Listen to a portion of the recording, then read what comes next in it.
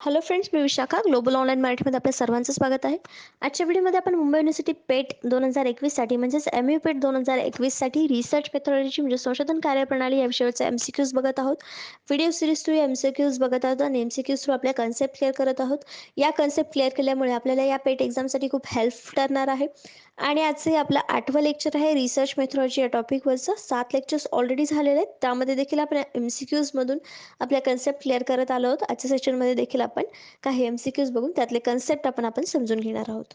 सेशनला सुरू करण्यापूर्वी जे स्टुडंट्स या एक्झामसाठी प्रिपरेशन करणार आहे त्यांच्यासाठी आमच्याकडे एक स्पेशल क्रॅश कोर्स आहे, ज्याच्यामध्ये तुम्हाला ही एक्झाम क्रॅक करण्याचा एक मंत्र मिळणार आहे.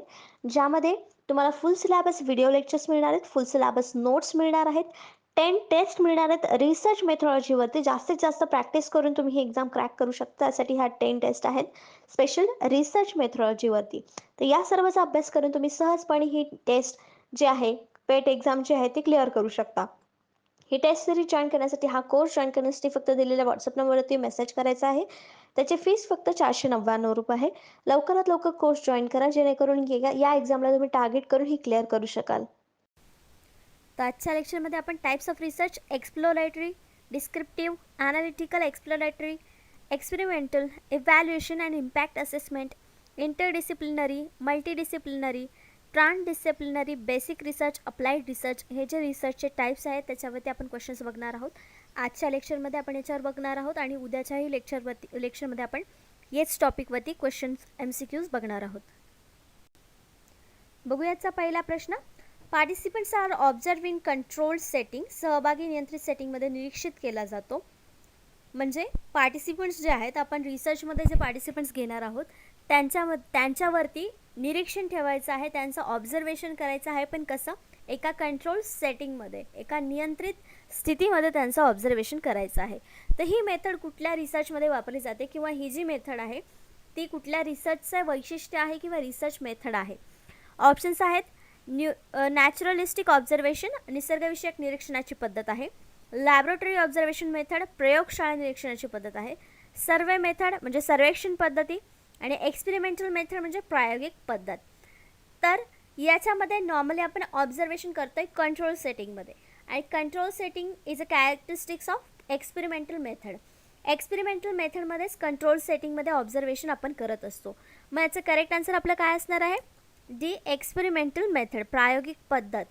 म्हणजे एक्सपेरिमेंटल रिसर्चमध्ये कंट्रोल सेटिंगमध्ये पार्टिसिपंट्स हे ऑब्झर्व केले जातात.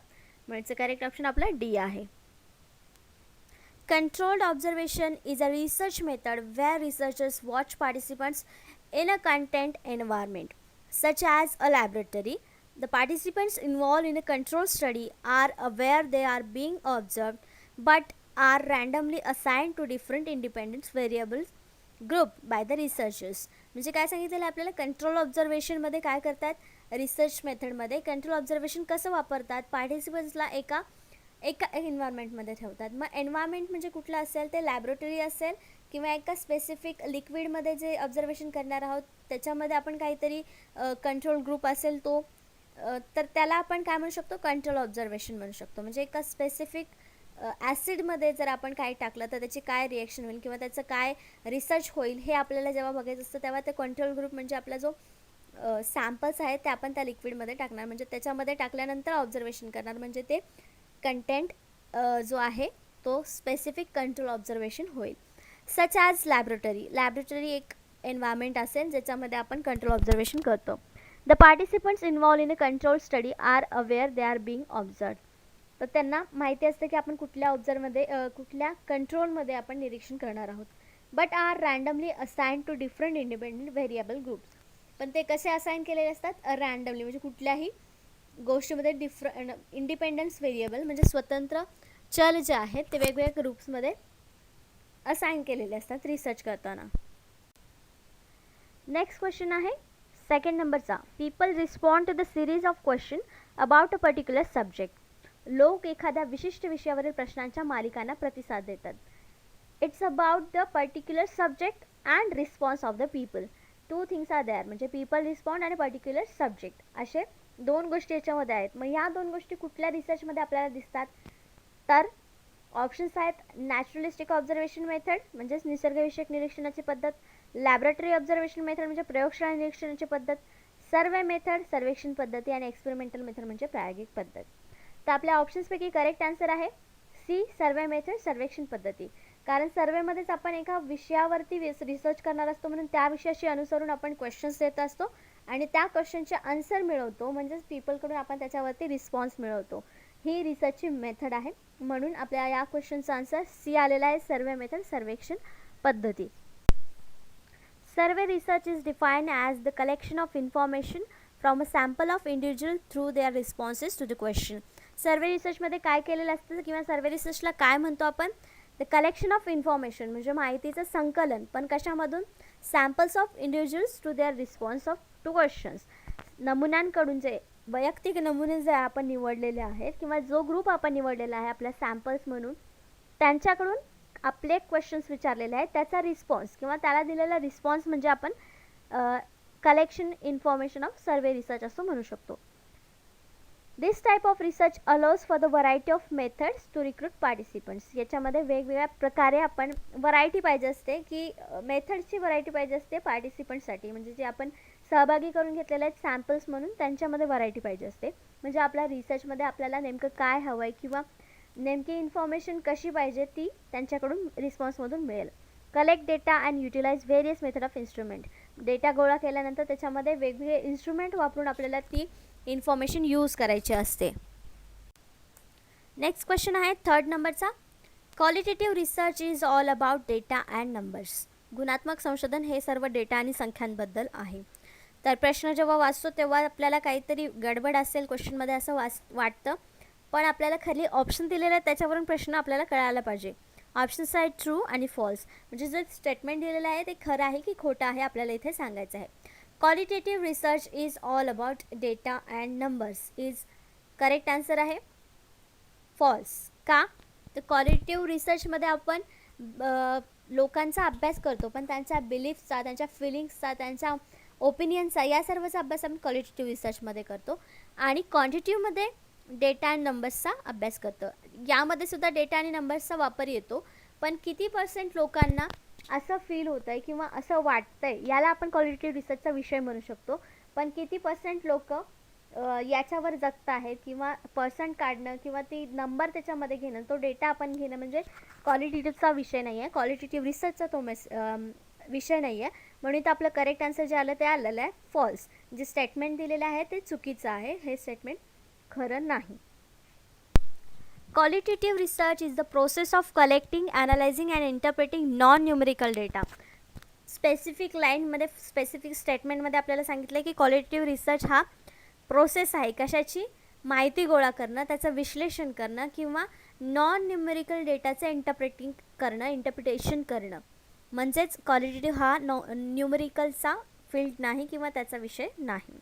Such as language, qualitative research can be used to understand how individuals subjectively perceives and give meaning to their social reality. म्हणजे सामाजिक रियालिटी आहे त्याच्याशी तो व्यक्ती कसा निगडीत आहे किंवा तो वैयक्तिक त्याचं जे काय वागणं आहे किंवा फिलिंग्स आहेत, बोलणं आहे, तो जो विषय आहे तो आहे क्वालिटेटिव्ह रिसर्चचा. म्हणजे सामाजिक प्राणी आहे, मनुष्य हा सामाजिक प्राणी आहे आपल्याला माहिती आहे. त्याच्याशी निगडीत जे काही रिसर्च निर्माण होतील ते क्वालिटेटिव्ह रिसर्चमध्ये येतील, पण नॉन न्यूमेरिकल डेटा असलेला आहे. तर खाली आपल्याला काही दोन क्वांटिटेटिव्ह आणि क्वालिटेटिव्हमध्ये फरक करता येतील किंवा त्यांचे मीनिंग आपल्याला सांगता येतील. कन्सेप्च्युअलमध्ये दोन्हीमध्ये काय फरक आहे? क्वालिटेटिव्हमध्ये काय म्हणतात? Concern with understanding human behaviour from the informants perspective. म्हणजे जो आपण माहिती घेणार आहे त्याच्या दृष्टिकोनातून किंवा कन्सर्नमधून काय ह्युमन बिहेवियर आहे किंवा माणसाची वागणूक कशी आहे त्याची समजून घेणं हे क्वालिटेटिव्हचा विषय आहे. Concern with discovering facts about social phenomena, म्हणजे समाजाशी निगडीत काहीतरी गोष्टींची सत्य काय आहे हे काढणं क्वांटिटेटिव्हचा विषय आहे. नंतर assume a dynamic and negotiated reality, assume a fixed and measurable reality. क्वांटिटेटिव्हमध्ये ठरलेली आणि मोजता येण्यासारखी रियालिटी असते आणि क्वालिटेटिव्हमध्ये तशी नसते. मेथोडॉलॉजिकलमध्ये काय फरक येईल? तर data are collected through participant observation and interviews. क्वालिटेटिव्हमधल्या रिसर्चमध्ये आपण डेटा जो आहे तो निरीक्षणातून किंवा इंटरव्ह्यूमधून कलेक्ट करतो. Data are analysis by them themes from the description of the informs. जे इन्फॉर्मेशन देणारे आहेत त्यांनी जे वर्णन केलेलं आहे त्याच्यावरून आपण विश्लेषण करतो. Data are reported in language of the format. म्हणजे एका स्पेसिफिक लँग्वेजमध्ये, भाषेमध्ये हा लिहिला जातो. इन्फॉर्मेशन रिपोर्ट करत असतो आपण, जी आपल्याला मिळालेली माहिती आहे ते इन्फॉर्मेशनमध्ये आपण कन्वर्ट करताना एका लँग्वेजमध्ये ठराविक हे करत असतो. तर ते क्वालिटेटिव्हची वैशिष्ट्य आहेत, मेथडॉलॉजी आहे. ते क्वांटिटेटिव्हमध्ये काय यूज करू शकतो? Data are collected through measuring things. ह्याच्यामध्ये डेटा जो आहे तो मोजण्यासारख्या गोष्टींमधून जमा केला जातो. Data are analysis through numerical comparisons and statistical inference. Data are analysis through numerical comparison and statistical inference. म्हणजे जे काय माहिती आपल्याला नंबर्स मिळाले त्याच्यावरून आपण विश्लेषण करतो आणि स्टॅटिस्टिकल इन्फरन्स वापरतो. म्हणजे तिथे मोजमाप करण्याशिवाय साठी किंवा सूत्र वापरून आपल्याला जे आन्सर यायला पाहिजे ते आपण त्याच्यामध्ये क्वांटिटेटिव्हमध्ये करत असतो.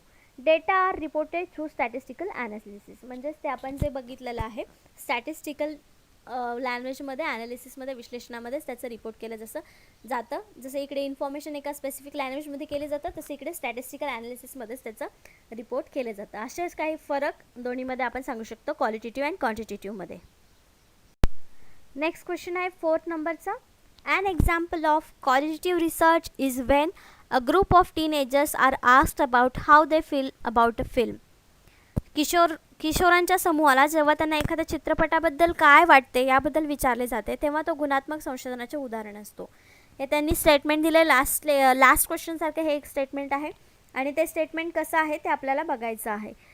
तर इथे ऑप्शन्स आहेत ट्रू अँड फॉल्स. मग क्वालिटेटिव्ह रिसर्चचा विषय आहे, मग कुठे नंबरचा विषय येते का? टीनेजर्स म्हणजे नंबर आहेत का? नाही. मग asked about how they feel about the film, म्हणजेच त्यांना एक डिस्क्रिप्शन विचारलेलं आहे की त्या एखाद्या चित्रपटाबद्दल त्यांना काय वाटतं किंवा त्यांचं ओपिनियन मागितलेलं आहे. म्हणजे हा आपला क्वालिटेटिव्ह रिसर्चचा विषय आहे. मग an example of qualitative research, आणि जो आपला उदाहरण दिलेलं आहे ते क्वालिटेटिव्ह रिसर्चचंच आहे. मग आपलं हे आन्सर किंवा हे स्टेटमेंट कसं असणार आहे? ट्रू. मग आपलं करेक्ट आन्सर देखील इथे काय येणार आहे? Option A, true. हे जे दिलेलं स्टेटमेंट आहे ते खरे आहे. Qualitative research design varies depending upon the method used. Participant observation, in-depth interviews, face-to-face or the telephone, and the focus groups are all examples of methodologies which may be considered during the qualitative research design. Qualitative research डिझाईनचं एक वैशिष्ट्य आपल्याला याच्यातून मिळतं जे आहे की मेथडवरती depend असतं की कुठली रिसर्च आहे, क्वालिटेटिव्ह रिसर्चचा विषय आहे की क्वालिटेटिव्ह रिसर्चचा डिझाईनचा विषय आहे की नाही. मग पार्टिसिपंटचं ऑब्झर्वेशन म्हणजे जे आपण सॅम्पल्स निवडलेले आहेत किंवा जे आपण रिसर्चमध्ये पार्टिसिपंट्स म्हणून घेणार आहोत त्यांचं निरीक्षण किंवा इंटरव्ह्यू घेणं, फेस टू फेस असो किंवा टेलिफोनिंग, हे इंटरव्ह्यू घेणं म्हणजे आपलं क्वालिटेटिव्ह रिसर्चचंच एक वैशिष्ट्य आहे. डेटा कलेक्शनची मेथड जेव्हा आपण ही वापरतो तेव्हा ते त्याचं वैशिष्ट्य असतं. मग त्याच्यामध्ये एक्झाम्पल्स असतात की फोकस ग्रुप जे असतात ते एक्झाम्पल आहेत. मेथडॉलॉजीचं कुठलं यूज करणार आहे ते, आणि क्वालिटेटिव्ह रिसर्च डिझाईनचं. तर क्वालिटेटिव्ह रिसर्च आपल्याला समजला आहे. होपफुली हा समजला असेल क्वालिटेटिव्ह रिसर्च. नेक्स्ट टाईम जेव्हा त्याचा एखादा एक्झाम्पल येईल तेव्हा आपल्याला तो रिसर्च डिफरन्शिएट करता आला पाहिजे की तो क्वालिटेटिव्ह आहे की क्वांटिटेटिव्ह. 5th नंबरचा क्वेश्चन आहे. Mister S has 120 students total. Mister S wants to know how students feels about their interest in the class so far. Which research method would you most effective investigate the question. Shri S हे एकूण 120 विद्यार्थी आहेत. आतापर्यंतच्या वर्गात असलेल्या विद्यार्थ्यांमधील रस याबद्दल विद्यार्थ्यांना कसे वाटते याबद्दल श्रेयश कोणती संशोधन पद्धत सर्वात प्रभावीपणे या प्रश्नाची तपासणी करेल.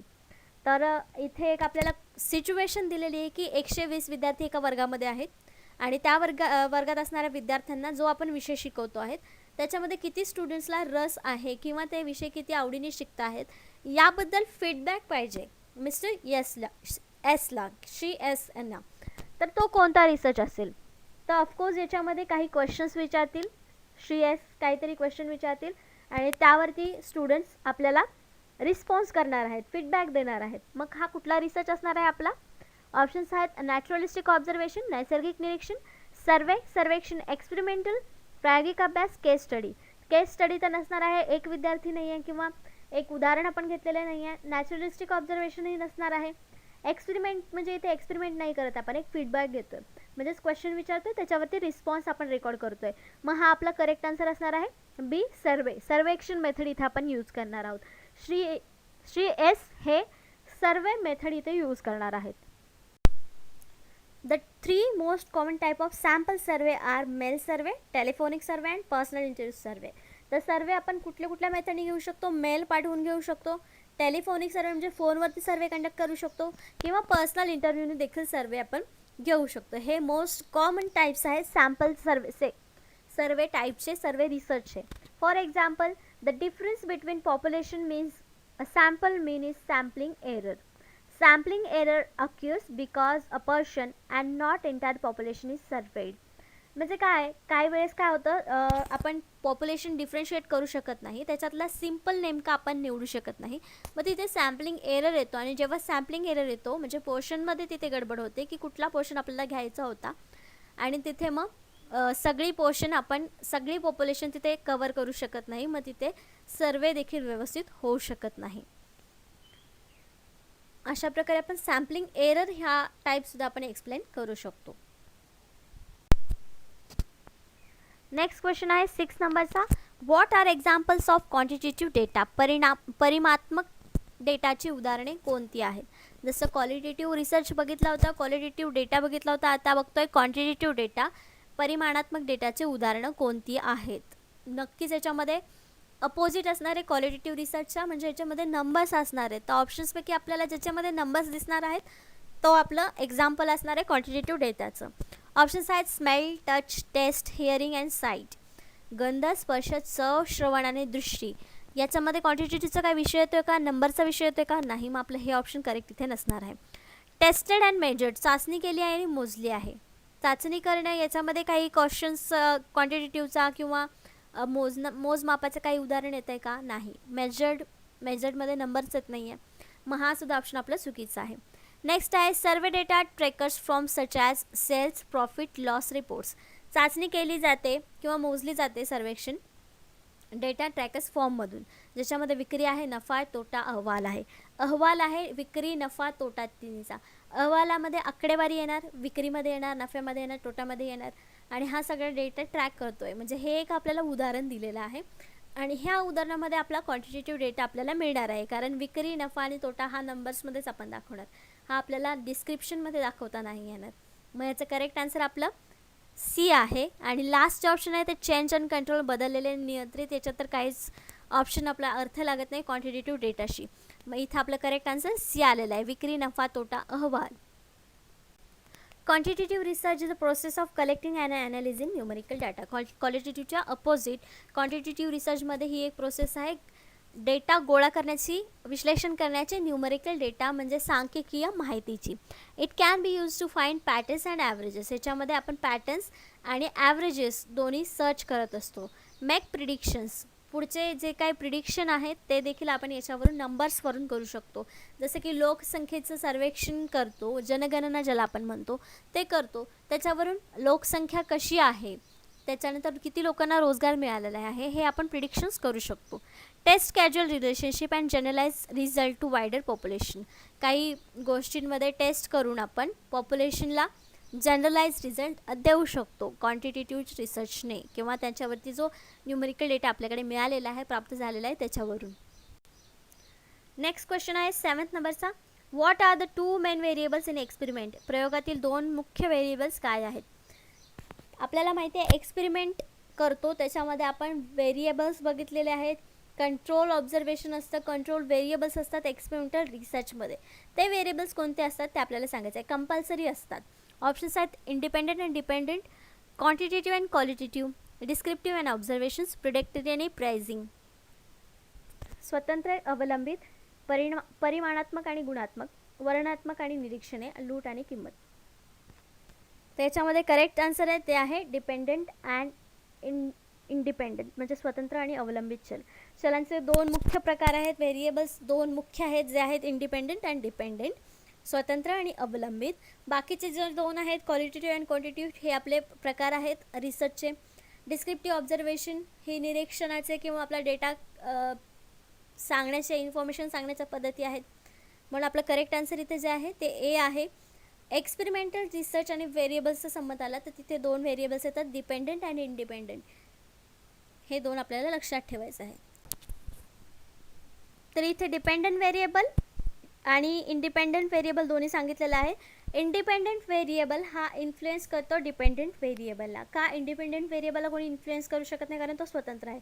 पण डिपेंडंट व्हेरिएबल आहे की दुसऱ्या व्हेरिएबल तो अवलंबून आहे, तेव्हा इंडिपेंडंट व्हेरिएबल डिपेंडंट व्हेरिएबलला इन्फ्लुएन्स करू शकतो. त्याच्यानंतर इंडिपेंडंट व्हेरिएबल्सचे काय वैशिष्ट्य सांगू शकतो आपण, मॅल्युप्युलेट्स करू शकतात, कॉजेस सांगू शकतात, इन्फ्लुएन्स करू शकतात. आणि डिपेंडंट व्हेरिएबल चेंजेस होतात, रिझल्ट्स बघतात आणि रिसिव्ह इफेक्टसुद्धा मिळतो आपल्याला डिपेंडंट व्हेरिएबलमध्ये. का तर इंडिपेंडंट व्हेरिएबल त्याला इन्फ्लुएन्स करू शकतात डिपेंडंट व्हेरिएबल्सला. नेक्स्ट क्वेश्चन आहे 8 नंबरचा. Which one of the following is not purpose of historical research. पुढीलपैकी कोणता ऐतिहासिक संशोधनाचा हेतू नाही. हिस्टॉरिकल रिसर्च म्हणजे काय, जे पास्टमधल्या आपल्या घटना घडलेल्या आहेत त्यातून आपल्याला काही नवीन माहिती मिळवायची असेल तर तेव्हा आपण हिस्टॉरिकल रिसर्च करत असतो.